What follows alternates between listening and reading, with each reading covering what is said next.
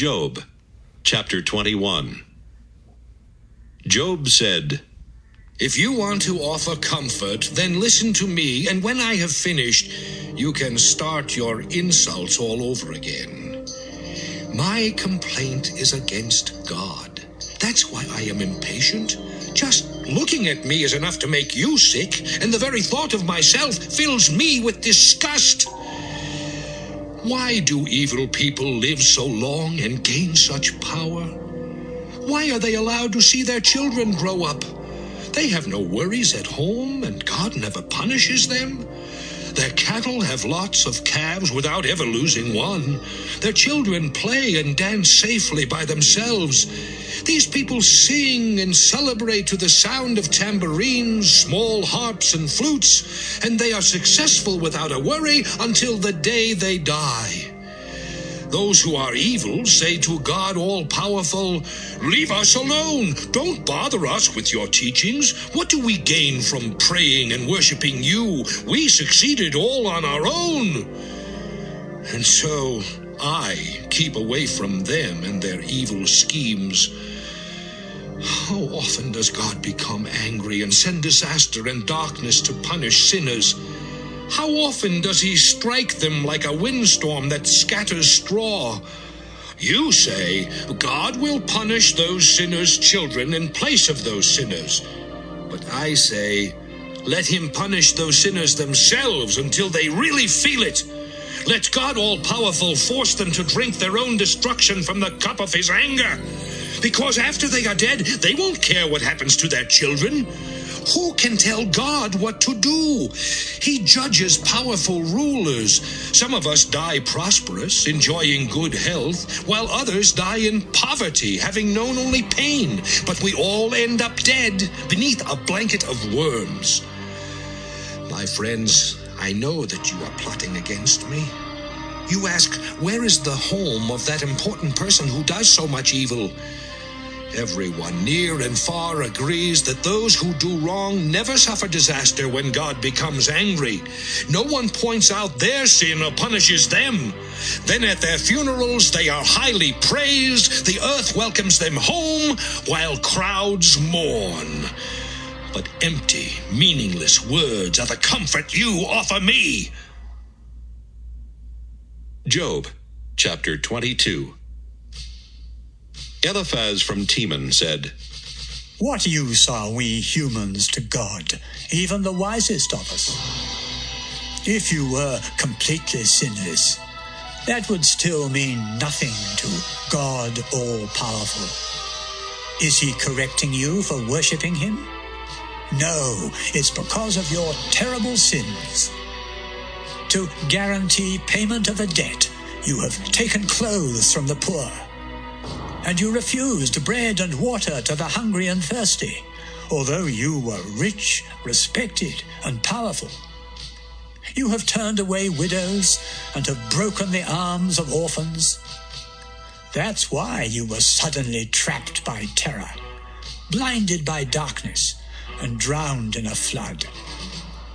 God lives in the heavens, above the highest stars, where he sees everything. Do you think the deep darkness hides you from God? Do thick clouds cover his eyes as he walks around heaven's dome high above the earth? Give up those ancient ideas believed by sinners who were swept away without warning. They rejected God all-powerful, feeling he was helpless, although he had been kind to their families. The beliefs of these sinners are truly disgusting. When God's people see the godless swept away, they celebrate, saying, "Our enemies are gone, and fire has destroyed their possessions." Surrender to God all-powerful. You will find peace and prosperity. Listen to his teachings and take them to heart. If you return to God and turn from sin, all will go well with you. So get rid of your finest gold as though it were sand. Let God all-powerful be your silver and gold, and you will find happiness by worshiping him. God will answer your prayers, and you will keep the promises you made to him. He will do whatever you ask, and life will be bright. When others are disgraced, God will clear their names in answer to your prayers. Even those who are guilty will be forgiven because you obey God. Job, chapter 23. Job said, Today I complain bitterly, because God has been cruel and made me suffer. If I knew where to find God, I would go there and argue my case. Then I would discover what he wanted to say. Would he overwhelm me with his greatness? No, he would listen because I am innocent, and he would say, I now set you free. I cannot find God anywhere. In front or back of me, to my left or my right, God is always at work, though I never see him. But he knows what I am doing, and when he tests me, I will be pure as gold. I have never refused to follow any of his commands, and I have always treasured his teachings.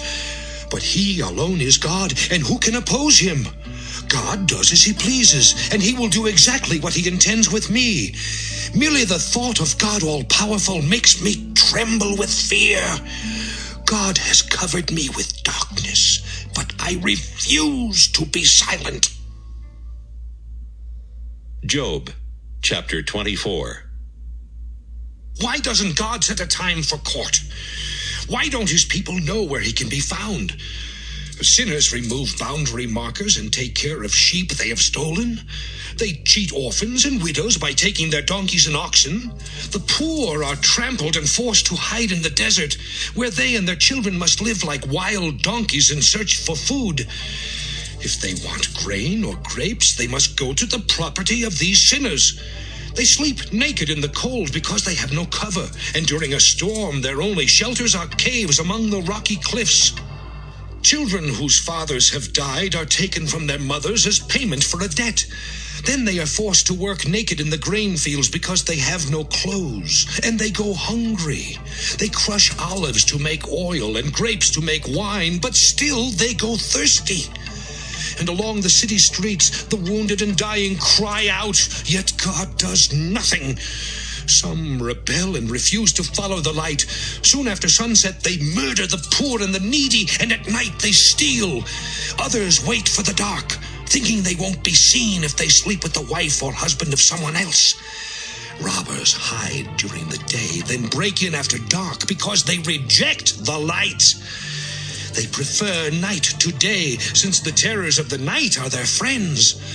Those sinners are filthy foam on the surface of the water, and so their fields and vineyards will fall under a curse and won't produce.